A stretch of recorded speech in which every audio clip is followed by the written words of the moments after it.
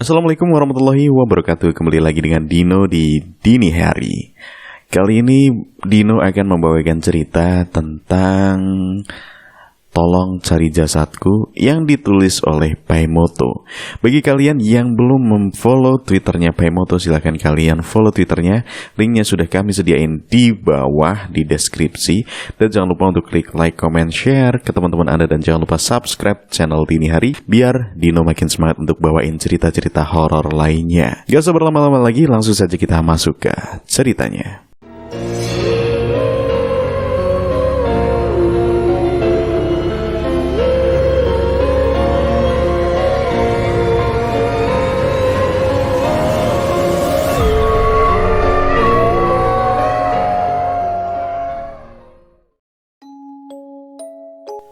Cerita ini terjadi saat aku sudah duduk di bangku kelas 10 SMA. Pagi itu desa kami heboh karena Kak Mur, salah satu orang terpandang di desa kami, melapor ke rumah kepala desa bahwa dia mimpi didatangi oleh Wak Rida tetangganya. Yang membuat heboh adalah dalam mimpi Kak Mur, Wak Rida ini meminta tolong untuk mencari jasadnya dan menyempurnakannya. Bukan hanya Kak Rum.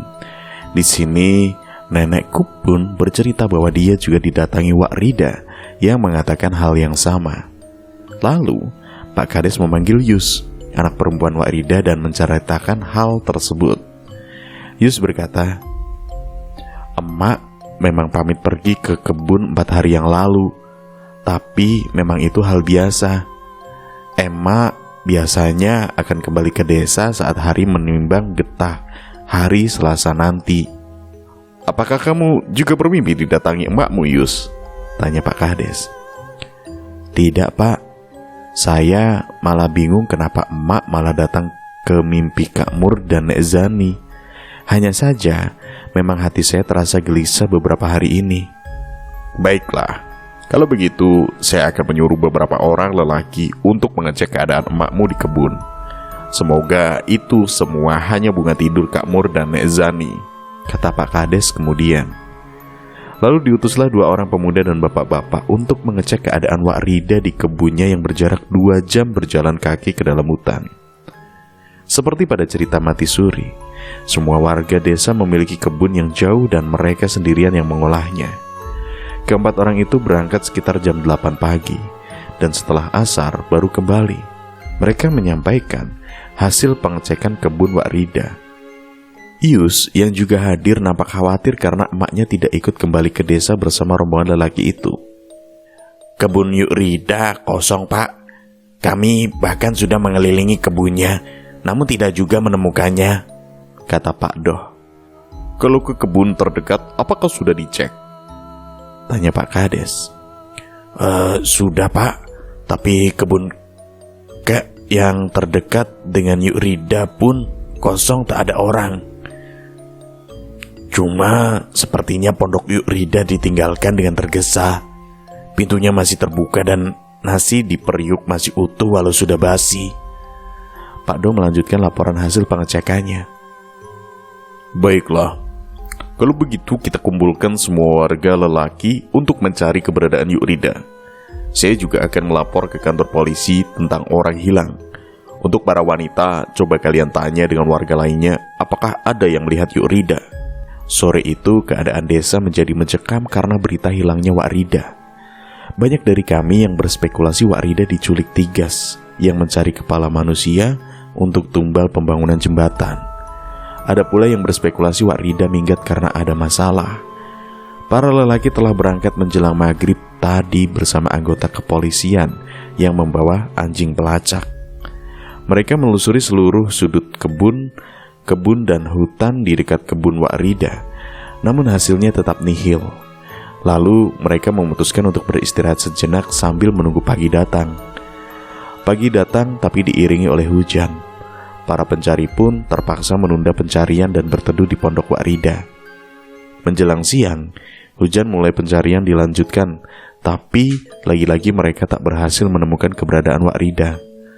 Lalu Pak Doh meminta 2 orang pemuda untuk kembali ke desa dan menjemput Pak Jum, orang pintar di desa kami. Sorenya, Pak Jum dan kedua pemuda itu kembali. Lalu Pak Doh meminta agar dibantu mencari keberadaan Wak Rida. Pak Jum segera berkomat kamit membaca doa. Baru saja Pak Jum selesai berdoa, terdengar suara dari kejauhan. Kami menyebutnya berkuhu. Biasanya jika di hutan atau di kebun dilakukan untuk mengetahui keberadaan teman yang berjauhan. Ikuti arah suara itu, perintah Pak Jum pada rombongan yang saat itu tengah berkumpul di dekat pondok Wak Rida. Mereka semua langsung bergerak mengikuti suara itu. Setelah diikuti, mereka diarahkan ke sebuah rumpun bambu di dekat kebun Wak Rida. Rumpun bambu itu juga berdekatan dengan jalan setapak yang biasa dilewati orang untuk menuju kebun. Tim pencari segera mengecek di sekitar rumpun bambu. Lalu sesaat kemudian terdengar suara seseorang berteriak di dekat semak yang tidak terlalu rimbun.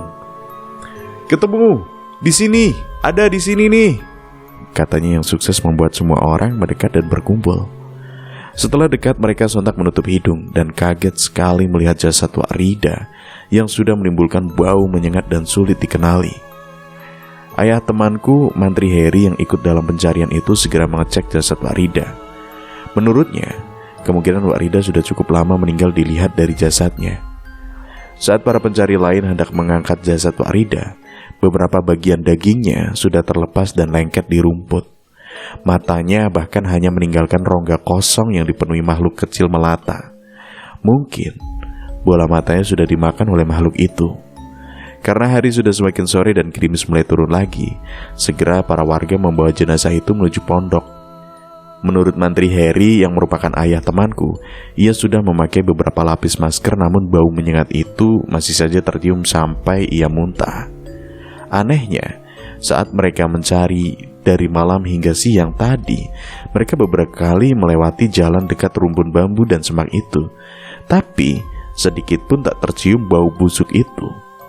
Karena kondisinya yang sudah hancur, jenazah itu tidak bisa dimandikan.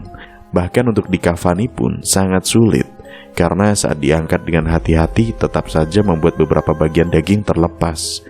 Wajar saja, mengingat beberapa hari ini hujan sering turun, sehingga pembusukan menjadi semakin cepat terjadi. Belum lagi hewan-hewan kecil yang menggerogotinya. Akhirnya, setelah diupayakan sedemikian rupa, mendekati waktu maghrib jenazah telah terbungkus kain kafan. Pak Doh ingin membawa jenazah Wak Rida turun ke desa agar anak-anaknya dapat melihat jenazah emaknya. Tapi karena hari sudah gelap, perjalanan ke desa tanpa beban saja memakan waktu 2 jam. Apalagi dengan membawa jenazah yang kondisinya sudah rusak. Diperkirakan mungkin sebelum tengah malam mereka baru sampai dan harus segera menggali kuburan karena jenazahnya tidak mungkin diinapkan semalam lagi. Akhirnya setelah berembuk, diambillah keputusan bahwa jenazah Wak Rida akan dimakamkan di kebunnya, supaya anak-anaknya tetap bisa mengunjungi sewaktu-waktu. Pak Doh menyuruh beberapa pemuda menggali kuburan, yaitu Salman, Faris, Rio, dan Udin. Mereka mulai menggali tanah di samping pondok, sedangkan warga lain melakukan sholat jenazah. Di heningnya hutan dan gelap yang mulai menyelimuti, terdengar suara keempat pemuda itu mengulang lagi cerita tentang penemuan jenazah Wak Rida tadi. Di tengah cerita mereka, tiba-tiba terdengar suara berkuhu lagi. Keempat pemuda itu serentak menghentikan kegiatan mereka dan saling menatap. Salman, yang memang paling putih di antara keempatnya, makin terlihat seputih kapas karena pucat. Saat mereka mencoba mengabaikan hal itu dengan melanjutkan menggali, lagi-lagi suara berkuhu itu terdengar lagi. Sontak keempatnya langsung berlari terbirit-birit meninggalkan lubang kubur yang baru sepinggang mereka gali. Orang-orang yang baru saja selesai menyolatkan Wak Rida dibuat kaget oleh teriakan keempat pemuda itu. Saat ditanyai ada apa, keempatnya hanya diam saja. Jenazah Wak Rida pun dibawa turun dengan hati-hati. Melihat lubang kubur yang masih sebatas pinggang itu, Pak Doh lagi-lagi dibuat bingung. Hari kian sudah semakin malam. Jika dilanjutkan menggali, maka akan lebih lama lagi mereka menguburkan Wak Rida. Karena sebenarnya Pak Doh sendiri sudah merinding dari tadi. Akhirnya jenazah Wak Rida dikuburkan dalam lubang sedalam pinggang itu. Setelah lubang ditutup, terdengar lagi suara berkuhu yang membuat mereka semua bergegas kembali ke desa. Sesampainya di desa, Yus yang mendengar penuturan Pak Doh dan rombongan hanya bisa menangis pilu. Polisi berkata akan menyelidiki penyebab kematian Wak Rida. Semua warga kembali ke rumah masing-masing. Suasana desa mendadak menjadi mencekam semenjak kejadian ini. Desa kami yang memang sepi menjadi semakin sepi begitu maghrib datang. Penyelidikan polisi mengenai penyebab kematian Wak Rida pun tidak menemukan titik terang hingga tepat seminggu setelah kejadian itu.